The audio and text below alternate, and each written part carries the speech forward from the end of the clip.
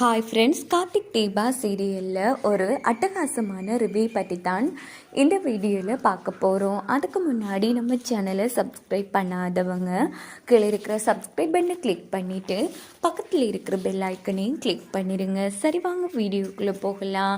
நம்ம கார்த்தி அவங்க அம்மாவுக்கு திதி கொடுக்கறதுக்காக கோவிலுக்கு கிளம்பிடுறாங்க. ஆனால் இந்த விஷயத்த நம்ம சாமுண்டீஸ்வரி கிட்ட சொன்னால் நம்ப மாட்டாங்க அப்படின்னுட்டு வேற ஒரு விஷயத்த காரணம் காட்டி தந்திரமாக நம்ம சந்திரா என்ன பண்ணுறாங்கன்னா, நம்ம சாமுண்டீஸ்வரியை கோவிலுக்கு அழைச்சிட்டு வந்துடுறாங்க. இங்கே பார்த்தோன்னா பாட்டி காத்தி எல்லாருமே அபிராமி அம்மா ஃபோட்டோ வச்சு பூஜை பண்ணிகிட்ருக்காங்க. கண்டிப்பாக கார்த்திக் அத்தைக்கு திதி கொடுக்கறதுக்காக போவார், நாமளும் போகலாம் அப்படின்னுட்டு ரேவதி கார்த்திக் பண்ணுற பூஜையை மறைமுகமாக நின்று பார்த்துட்ருக்காங்க. இங்கே பார்த்தோன்னா கார்த்திக் நல்லபடியாக முடிச்சிடுறாங்க. இன்னொரு பக்கம் நம்ம சிவநாடியோட சித்தப்பாவும் விஷயத்த சந்திரா கிட்ட சொல்லிடுறாங்க. அவன் எங்கே தான் இருக்கா, பக்கன வாங்க அப்படின்னு. சரியா நம்ம சாமுண்டீஸ்வரியும் சந்திராவும் கோவிலுக்கு வந்துடுறாங்க. இந்த பக்கம் பார்த்தோன்னா நம்ம ரேவதி யோசிக்கிறாங்க, கண்டிப்பாக இந்த விஷயம் தெரிஞ்சு நம்ம சித்தி கார்த்தியை கூட்டிகிட்டு வருவாரு. நம்ம கார்த்தியை மாட்டி விடுறதுக்காக அம்மாவை கூட்டிகிட்டு வருவாங்க. இப்போ என்ன பண்ணுறது ஒன்றும் புரியலையே அப்படின்னு போது சந்திராவும் சாமுண்டீஸ்வரியும் வருது நம்ம ரேவதி பார்த்துடுறாங்க.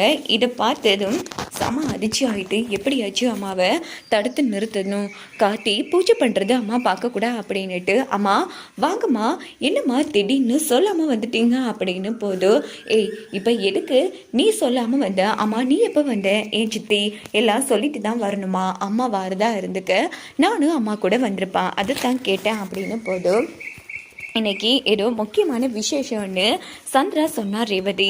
அதான் சாமி கும்பிட்டுட்டு போகலான்னு வந்தேன். குளத்தில் போய் காலெல்லாம் கழுவுனா நல்லம்மா இன்னைக்கு அப்படின்னு இவ தான் இதெல்லாம் சொன்னா. சரி வா குளத்தோரத்துக்கு போகலாம் அப்படின்னு போதும், ஐயோ அங்கே தானே பிண்டம் கரைச்சிட்ருக்காரு ராஜா, இந்த டைமில் கண்டிப்பாக மாட்டிப்பாரு, இப்போ என்ன பண்ணுறது, அம்மா பார்க்கவே கூடாது, ராஜா கார்த்திக் அவரோட வேலையை முடிக்கிற வரைக்கும் நாம தான் எப்படியாச்சும் கார்த்தியை காப்பாற்றணும் அப்படின்னுட்டு, ஓஹோ அப்படியா, முதல்ல வாங்கம்மா சாமி கும்பிட்டுட்டு அப்புறமா காலை கழுவலாம் அப்படின்னு போது, ரேவதி அதான் அம்மா சொல்கிறாள், நீ என்ன இப்படி பதட்டமா தேவையில்லாமல் பேசிட்டு இருக்க, சித்தி என்ன பேசிட்டு இருக்கீங்க, யாராச்சும் சாமி கும்பிடாம இப்படி குளத்துறதுக்கு போவாங்களா என்ன, அம்மா வாங்கம்மா முதல்ல சாமி கும்பிடலாம் அப்படின்னு போது, என்ன இவ ஒருவேளை அந்த கார்த்தியை காப்பாத்துறதுக்கு இப்படி பண்ணிட்டு இருக்காளா, அச்சச்ச அதுக்கெல்லாம் வாய்ப்பே இல்லை, எப்படியோ நீ இங்கே தாண்டா அவனே இருப்ப, நான் கண்டிப்பாக உன்னை மாட்டி விடாமல் விட மாட்டேன் அப்படின்னு சந்திரா திட்டம் போடுறாங்க. இங்கே பார்த்தோன்னா கார்த்தி பிண்டத்தை கழிச்சு முடிச்சிடுறாங்க. ரேவதி ரொம்ப பதட்டமாக பார்த்துட்டு இருக்காங்க, கார்த்தி போக மாட்டாங்களா இல்லையா அப்படின்னு. இன்னொரு பக்கம் பார்த்தோன்னா சாமுண்டீஸ்வரியும் சந்திராவும் சாமி கும்பிட்டுட்டு இருக்கிற நேரத்தில் ரேவதி பாட்டி பார்க்குறாங்க. பாட்டி அம்மா சித்தி ரெண்டு பேரும் கோவிலில் தான் இருக்காங்க, சித்தி எப்படியாச்சும் கார்த்தியை அம்மா கிட்ட மாட்டி விடணும்னு தந்திரமாக கூட்டிகிட்டு வந்திருக்காங்க, அதனால சட்டுன்னு பூஜையை முடிச்சுட்டு கார்த்தியை கூட்டிகிட்டு போங்க அப்படின்னு போதும், சரிம்மா ரேவதி எல்லாம் முடிச்சு நான் பார்த்துக்கிறேன் அப்படின்னதும் உடனே ரேவதி நேராக சாமுண்டீஸ்வரி கிட்ட போய் நிற்கிறாங்க.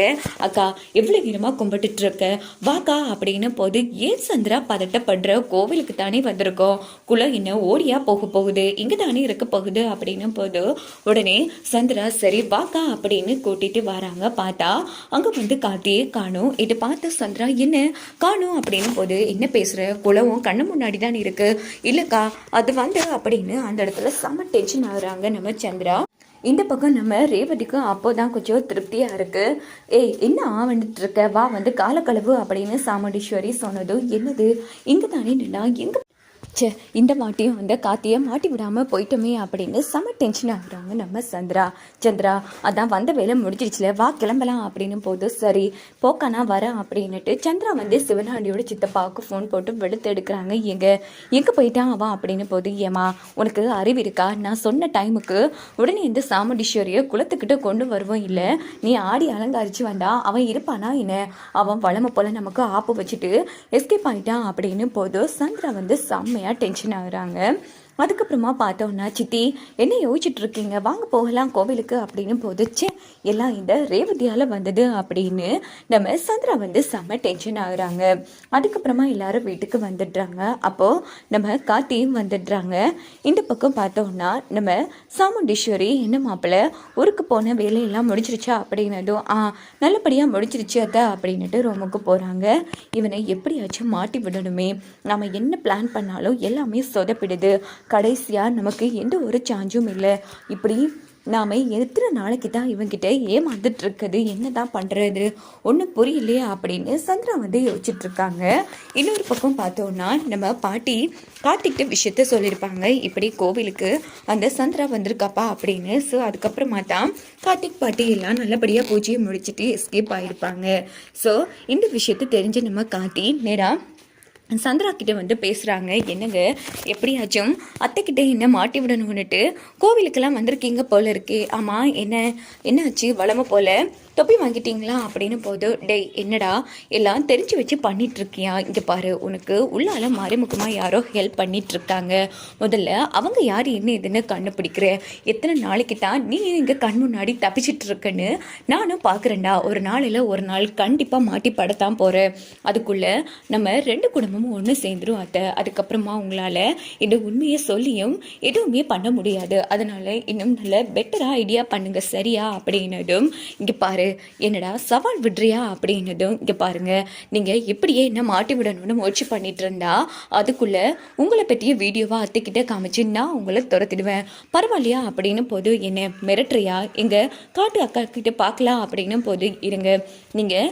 சிவனாண்டி கூட பேசின வீடியோ என்ன என்கிட்ட இல்லைன்னு நினச்சிட்டு இருக்கீங்களா அப்படின்னு வீடியோவை காமிச்சதும் சந்திரா அதிர்ச்சி ஆகிறாங்க. இங்கே பாரு நீ ரொம்ப தப்பு பண்ணுறா அப்படின்னு போது, சரி சரி பயப்படாதீங்க, கண்டிப்பாக நான் காட்ட மாட்டேன், ஆனால் கண்டிப்பாக காட்ட வேண்டிய நாள் வரும், அப்போ காட்டி உங்களை மாதிரி இப்படிலாம் அசிங்கப்பட மாட்டேன் அப்படின்னு காத்தி நம்ம சந்திராவை அசிங்கப்படுத்திட்டு அங்கேருந்து கிளம்பினதும் சந்திரா செம்ம டென்ஷன் ஆகுறாங்க. நாம் எத்தனை வாட்டி தான் அவகிட்ட அசிங்கப்படுறது, இனி எந்த ஒரு ஐடியாவும் பண்ணவும் கூடாது, இவரையும் அவங்க சித்தப்பாவை நம்பக்கூடாது, நாமளாக தான் யோசித்து களத்தில் இறங்கணும், இனி அக்காவை கண்டிப்பாக எங்கேயும் கூட்டி போகவும் முடியாது, அந்த கடவுளே வந்தாலும் அக்கா நம்ப மாட்டான், ஆனால் அக்காவே இவன் பண்ணுற செயல்களை கண்ணால் பார்த்தான்னா கண்டிப்பாக நம்பிடுவா, எப்படியோ இவன் அந்த மயில்கிட்டையும் மாமா கிட்டையும் அவன் யாருங்கிறத உண்மையை வச்சுக்கொண்டு பேசிட்டு இருக்கிற சந்தர்ப்பத்தை வச்சு நம்ம அக்கா கிட்டே எப்படியாச்சும் இவனை மாட்டி கொடுக்கணும், இதை விட்டால் நமக்கு வேறு வழி இல்லைங்கிற மாதிரி அந்த இடத்துல சந்திரா ரொம்ப கேவலமாக யோசிக்கிறாங்க. ஸோ எப்படியோ நம்ம கார்த்திக் வந்து மாட்டிப்பட்டாலும் அதுக்கு முன்னாடி நம்ம சிவனாண்டியோட சித்தப்பா தான் நம்ம சாமுண்டீஸ்வரி அம்மா இல்லாமல் போகிறதுக்கு காரணம்ங்கிற விஷயத்த நம்ம கார்த்தி எப்படியாச்சும் கண்டுபிடிச்சி சாமுண்டீஸ்வரிக்கு தெரியப்படுத்தணும். அதுக்கப்புறமா கார்த்தி யாருங்கிற உண்மை தெரிஞ்சாலும் நம்ம சாமுண்டீஸ்வரி ஒரு வகையில் கண்டிப்பாக சந்தோஷப்படுவாங்க. இன்னொரு பக்கம் இத்தனை நாளாக ஏமாத்திட்டாங்கிற ஒரு குற்ற உணர்ச்சி இருந்தாலும் எப்படியோ நாம தான் நம்ம குடும்பத்துக்கு தண்டனை கொடுத்துட்டோம் அப்படின்னு சாமுண்டீஸ்வரி திருந்தி பாட்டி குடும்பத்தை மனசார ஏற்றுப்பாங்க. அதே போல் நம்ம சந்திரா பற்றிய உண்மைகள் தெரிஞ்சும் சந்திராவை விரட்டி அடிக்க அநேகமாக வாய்ப்புகள் இருக்குது. ஸோ வாங்க வெயிட் பண்ணி பார்க்கலாம் என்னெல்லாம் நடக்கும்.